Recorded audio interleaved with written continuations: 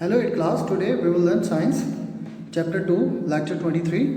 The topic we have here basis of heredity.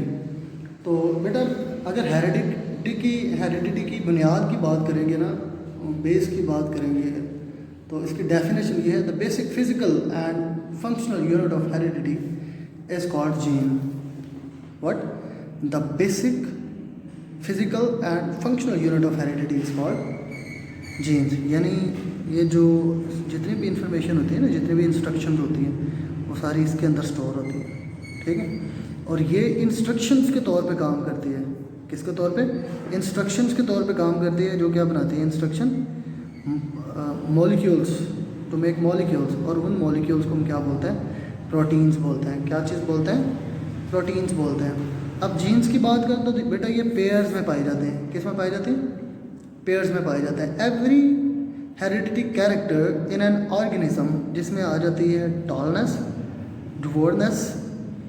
अब इसका मतलब क्या होता है? टॉलनेस लंबाई, इस ड्वार्फनेस का मतलब होता है ये छोटा कद. ठीक है. क्या मतलब होता है इसका? छोटा कद. इसका मतलब तो होता है ना लंबा कद. इसका मतलब होता है छोटा कद. क्लियर बेटा? ठीक है. फिर उसके बाद और भी कुछ कैरेक्टरिस्टिक्स हैं जिनमें आ जाता है आई कलर आ जाता है. फिर और क्या आ जाता है इसमें? फ्री और अटैच्ड एयर लूप आ जाता है. फ्री आ जाता है. फ्री और अटैच्ड एयर लूप की बात आ जाती है. ठीक है. अगर फ्री है, फ्री और अटैच जो है, ये भी हमें विरासत से ही मिलते हैं. क्लियर है बेटा? अब ये जो चीज़ें हैं ना, ये जो कैरेक्टरिस्टिक्स हैं, ये कंट्रोल कौन करता है?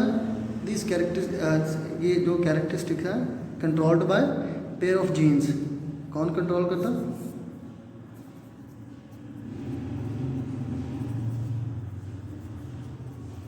Pair of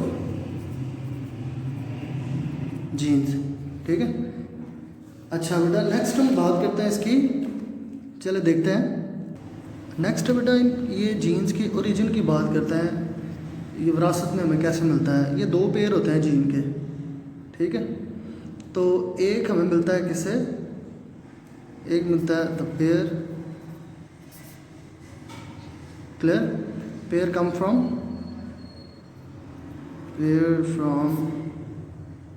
male parent. ठीक है. यानी फादर से.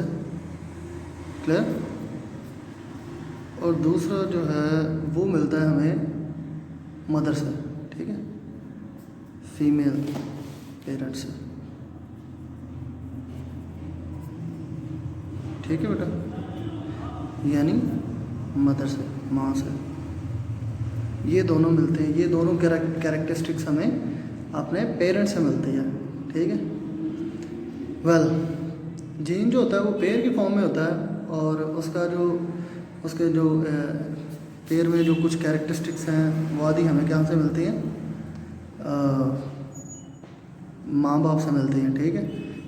फादर से मिलती हैं और मदर से मिलती हैं. Clear? Where are genes found physically. अब इसकी अगर लोकेशन की बात की जाए ना बेटा, किसकी लोकेशन की बात करें कि पाए कहाँ पे जाता है, लोकेशन की बात करते हैं. Where are genes found physically. Genes are the sections of DNA. ये डीएनए के सेक्शन होते हैं. क्या? डीएनए के सेक्शन होते हैं. क्लियर? अब डीएनए की एब्रीविएशन क्या है? Deoxyribonucleic acid.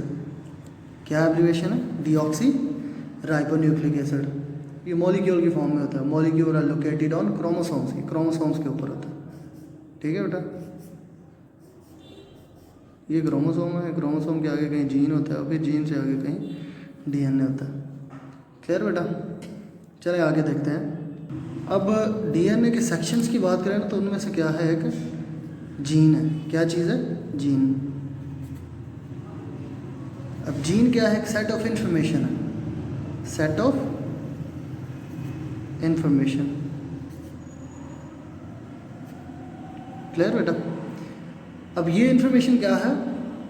ये इन्फॉर्मेशन है बेटा, इन्फॉर्मेशन देता है for development of different characters in an organism. ये इन्फॉर्मेशन देता है डिफरेंट कैरेक्टर्स को डेवलप करने की, ठीक है? और कैरेक्टर्स वो कौन से हैं? Tallness, dwarfness and eye colour, free और अटैच्ड एयर लोब, ठीक है? ये सारे कैरेक्टर्स हैं। क्लियर है बेटा? वेल, और ये जीन के अंदर जो उसकी एग्जैक्ट लोकेशन है और ये सारी इन्फॉर्मेशन कहाँ होती है? ये सारी इन्फॉर्मेशन जो होती है हेरिडिटी मटेरियल की कहाँ होती है? ठीक है, जिसको हम बोलते हैं ना, ये इसको बोलते हैं डीएनए। ये है हेरिडिटी मटेरियल।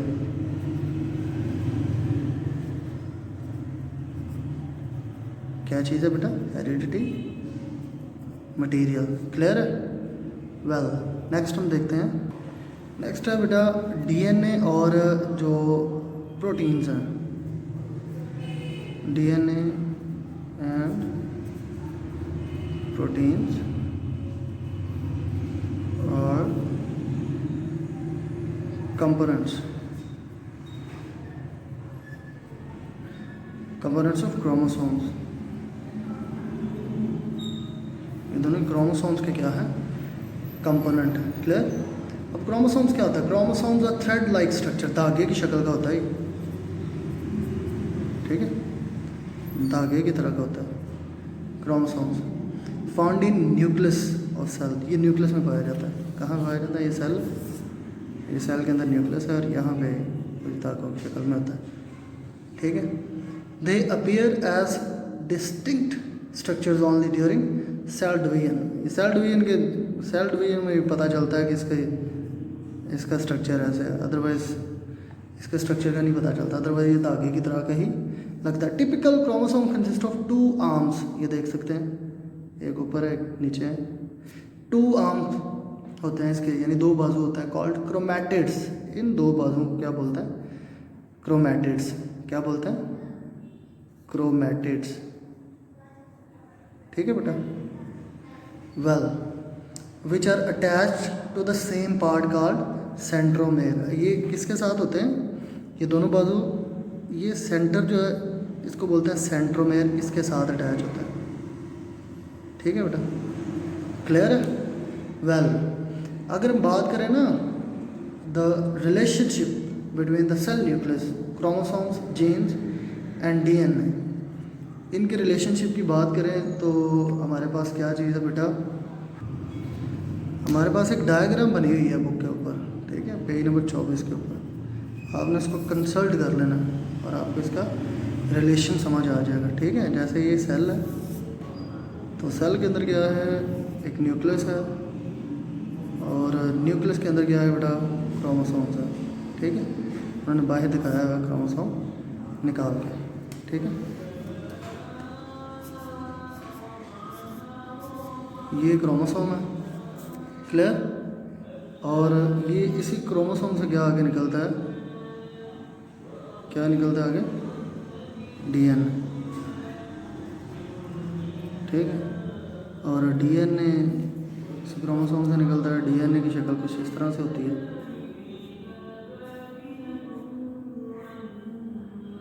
इस तरह से इसकी शक्ल होती है डीएनए की, ठीक है?